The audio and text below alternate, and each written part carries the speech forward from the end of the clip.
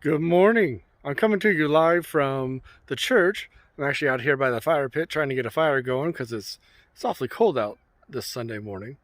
I want to apologize a little bit up front. I tried to go live on YouTube and that really wasn't working, so this is going to be a little late. Um, I also wanted to give you information. I think most of you know this already, but if you don't, I wanted to let you know that Pastor Donna Hoover passed away this week. Um, if you have any questions about service times or anything like that, please let me know and I can get you that information.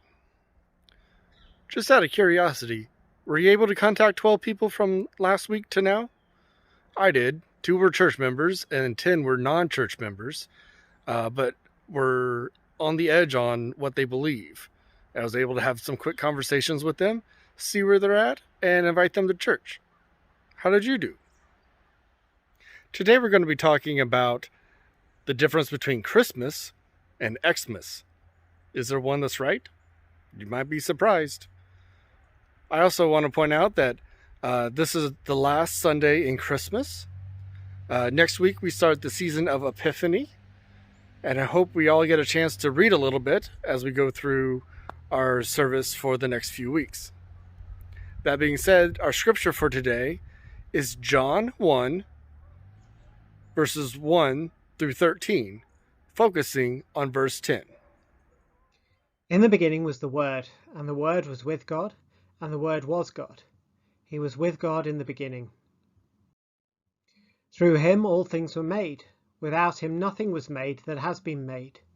In him was life, and that life was the light of all mankind. The light shines in the darkness, and the darkness has not overcome it. There was a man sent from God, whose name was John. He came as a witness to testify concerning that light, so that through him all might believe. He himself was not the light, he came only as a witness to the light. The true light that gives light to everyone was coming into the world. He was in the world, and though the world was made through him, the world did not recognize him. He came to that which was his own, but his own did not receive him. Yet to all who did receive him, to those who believed in his name, he gave the right to become children of God, children born not of natural descent, nor of human decision or a husband's will, but born of God. Our hymn today is O Come, Emmanuel, and there's 1,000 versions out there that you can listen to and sing along with. I chose this one because, well, for 2 reasons. One, it's spontaneous. Sometimes you just break out into song and you can feel it. The other is that I think this is the most beautiful verse I think I've ever heard. Listen to the sound in the cathedral. Listen to the reverberations off the wall, the echo. It sounds angelic to me. I hope you enjoy it.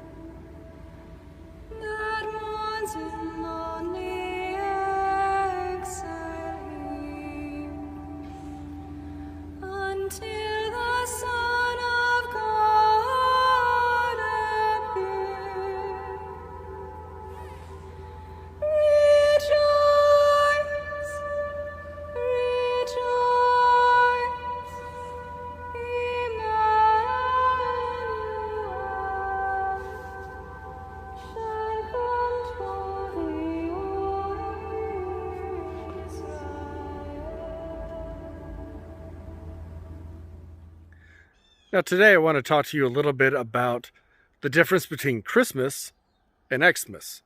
Now, some of you might have strong opinions on this, but I urge you to do this. Set aside all those opinions and let's look at history to see if they make sense.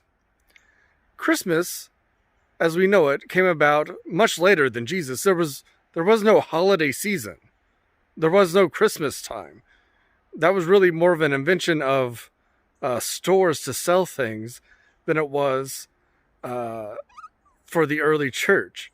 We don't get a holiday season until at least the 3rd century, and even then it wasn't anything like we see today. So when we say keep the Christ in Christmas, that's not how it was celebrated in the early church. Meanwhile, you have to understand that the people in these ancient times were often illiterate. They couldn't read. They didn't know what the name Christ looks like written down. They didn't know how to read the Gospels once they were written. They didn't know how to do a lot of the things that we just kind of take for granted today. But what they did know was iconography and symbology. And by that I mean they could recognize the letter X in Greek because the letter X in Greek is the start of Christos, which is the Christ in Greece. So, from the very early church, to be able to identify what a church is or where Christians were to gather, they would mark the spot with the Greek letter X. That happened kind of on day one, at the very beginning. How did we tell each other that we were Christians and where to meet? Well, we'd mark the door or the place with an X. Furthermore, if you go down a little bit further in history, you would often see individuals that called themselves Christians being persecuted by the Romans. This happened both in Rome and outside of Rome itself. And when these martyrs were died, by that I mean they could have been killed, they could have been sacrificed, it could have been a lot of things. But where they died, Christians would often put an X to mark where a martyr for Christ had died. See, Xmas, the X in Xmas, stands for Christ himself. Interesting to think about. I would argue that Xmas is far more accurate than Christmas. Christmas, we often try to celebrate the birth of Christ, but the truth is, we don't know the day that Christ was born. What we're really celebrating is the Yule. If you don't know what that is, that'll be another sermon sometime. But like most things in Christianity, we'll often have 2 or 3 things that kind of mean the same thing. You might not recognize the X, but you've probably seen the X with the P that goes through it. Now, the reason being are that the first 2 letters in Greek, in Christos, are X and P. You'll see the P overlapping the X. I provided some pictures for you to see. Oftentimes, you also see this surrounded by the alpha and the omega symbol. I've included that for you as well. I hope you take a look to see if you recognize these anywhere. You'll see them both in Christendom, on the Catholic side and the Protestant side.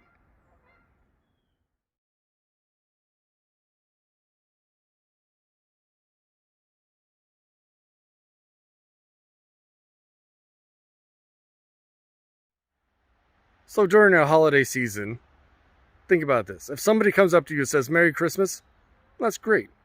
They're Christians, more than likely, and they want to celebrate with you.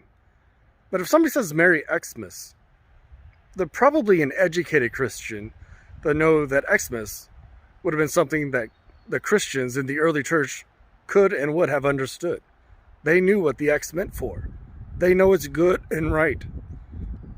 So, if somebody says Xmas to you, don't think it's some weird war on Christmas that doesn't really exist. Those are probably educated Christians who want to show you that they truly believe and know what they're talking about. So why are we ending Christmas with 1 John, you might ask? It's proper, but we spend most of our time in Luke and Acts this year. Here's why I think it's important. Like, I'm a Luke Acts guy. I've been saying that since the very beginning. That author is one that I really resonate with. I can understand. I love the fullness of the text. I love the message that he's trying to bring to his audience. But when you go to John and you read it, a Johninian experience, to read it, you're reading something that is not necessarily based in, we'll say, hardcore who, what, when, where, and why research. It's sometimes largely symbolic, and there's a ton of great imagery. We have to start with John 1 because it's kind of a recreation story. Go back to Genesis 1 and 2. Then reread First John. If you can't see the similarities there, you're probably missing something important in the gospel there. They jump out at you. Now let's take a look of the Gospel of John, chapter 1, verse 10. He came into the world. The world came into being through him, but the world did not know him. Being passed down from the Jewish tradition, Christianity also has a huge repertoire of iconography and symbology in our churches. If you've ever had an opportunity to check out a Greek Orthodox church, I suggest you do it. They're amazing, and they'll tell you about it. You can usually read the Gospels, or at least the highlights of the Gospels within the church without even opening the book. Remember that the early church people couldn't read, so the Greek Orthodox Church made it a mission of theirs to actually paint pictures of the scenes so that everyone, regardless of their ability to read, could understand the Gospels. Now, for us Methodists, we don't really do a lot of that, and partly because we didn't come about until a couple hundred years ago. The need wasn't as great. But I'll tell you what, that symbology is still here and still important. Now, we were talking about the Greek X. It's something we should know and we should celebrate. We need to know its history. We need to understand why it's so important to us and why we should probably be using it a lot more than we actually do. But I'll tell you, when you look at the Gospel of John, especially chapter 1, especially Jesus in chapter 1, he is the light of the world. That is symbology right there. That is a way for us to understand who he is and what he stands for. Now, I ask you this. Have you ever been out and about in the dark and been scared, lonely, not really understanding what to do or where to go? Now, you could take that as a metaphor or literally stuck in the dark. At that time, light often creeps in and helps you get to where you need to go. One of my favorite places to go are the caves down in the Branson area. And you go to the one there at Silver Dollar City, you go in and they turn off all the lights when you reach the inside. And they show you what it truly means to be in a place that is absent of light. It's terrifying. You can't see your hand in front of your face. You don't know where to go. You don't know where anything is. There is no light. It's terrifying. Well, I'm out here in the cold today for a specific reason. Because I'm not really a cold kind of guy. When you get snow on the ground, when you get gray skies, it can be kind of gross. And this time of year, it could be really dark for individuals. But I'm here to tell you, I'm here to remind you in this last Sunday of Christmas that you might feel like darkness is creeping into your life or is already there in your life. You're probably right. We live in a broken and sinful world where, although God created it for us to have light abundant with no darkness, we know that darkness has seeped into our world. But there's a way out. That way out is through Jesus Christ, the light bearer.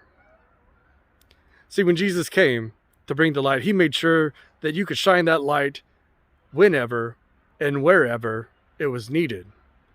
Yes, there are still dark times in the world, no doubt about it. Don't deny it and don't let any pastor tell you otherwise. But the light of God, the light through Jesus Christ who came into being, is still known in this world. Where you know Jesus, there is light also for you to see in the most darkest of times. Doesn't matter how troubled, fearful, angry, frustrating, depressing, your world can be. You are not alone. Jesus has come to be with you, to light the path for you.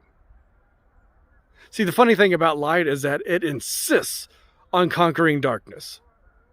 Have you ever lit a small match in a large dark room? Everybody sees the light. Everybody can see the light. It doesn't matter how dark the place is. When you add just a little bit of light, all of a sudden you can see. It's like a beacon of hope. That hope is Jesus himself.